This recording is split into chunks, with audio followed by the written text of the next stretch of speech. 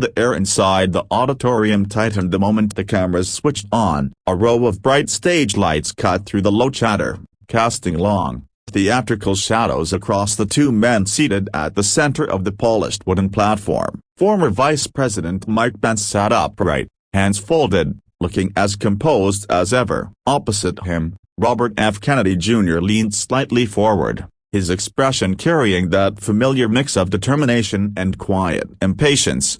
No one in the audience expected the night to erupt the way it did. It started with a simple question from the moderator, an inquiry about the future of American unity, the sort of perfunctory opening that usually earned predictable sound bites. But Kennedy broke script. Instead of generalities, he offered a raw, personal account of conversations he'd had with struggling families across the country, painting heartbreak in vivid strokes.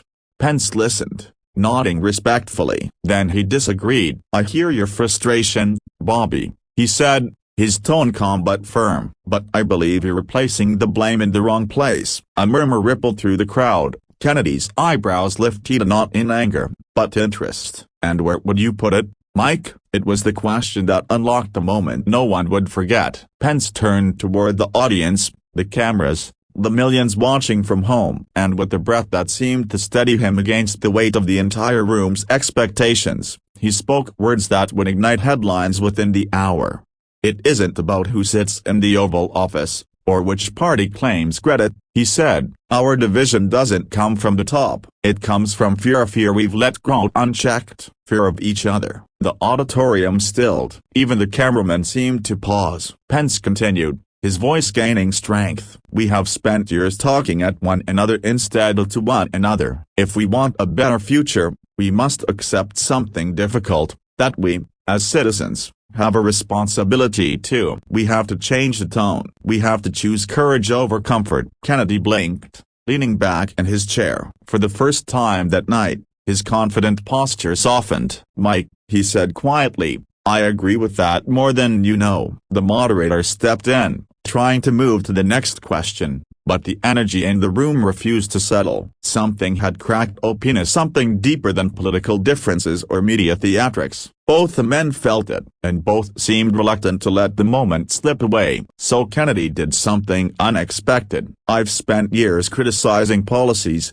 institutions, leaders," he said. "But you're right, a broken bar fear has poisoned more than politics. It's poisoned trust. Maybe what we need most is to learn to listen." Pence nodded. Listening is where healing starts. For a moment, they were not rivals, not ideological opposites, not representatives of separate political universes. They were two men trying, earnestly, to bridge a divide that had grown far too wide for far too long. The audience erupted into applause, not thunderous, not explosive, but warm, human. The kind of applause that begins slowly, like a shared breath, before swelling into something meaningful. The moderator ultimately regained control and steered the conversation back to policy, but the tone had shifted entirely. The remaining hour unfolded with the surprising softness, personal stories, confessions of past mistakes, acknowledgments of the people who had shaped them. Viewers watching at home didn't get the usual clash of egos. They got something rare: gentleness, empathy, vulnerability. And in the middle of an era thick with cynicism, that felt revolutionary. By the time the debate ended, social media had already exploded. Hashtags trended worldwide. Headlines blared variations of the same stunned declaration. Pence-Kennedy exchange becomes unexpected call for unity. A moment of grace in the political chaos. Two opponents remind America what respect sounds like. In the days that followed, people kept revisiting the clip. Something about it stayed with Amy, the idea that change didn't need to begin with sweeping legislation or grand promises. Sometimes, it began with the simple willingness to disagree without disdain, to argue without hatred, to listen without preparing a rebuttal. One viewer summed it up best in a comment that quickly went viral: "I didn't expect them to agree, but I didn't expect them to understand each other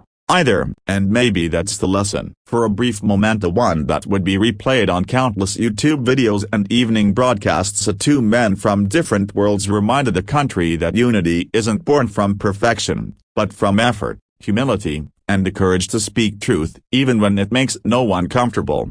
And that is what made headlines. Because sometimes the words that change everything aren't shouted, they're spoken softly, with sincerity and heard.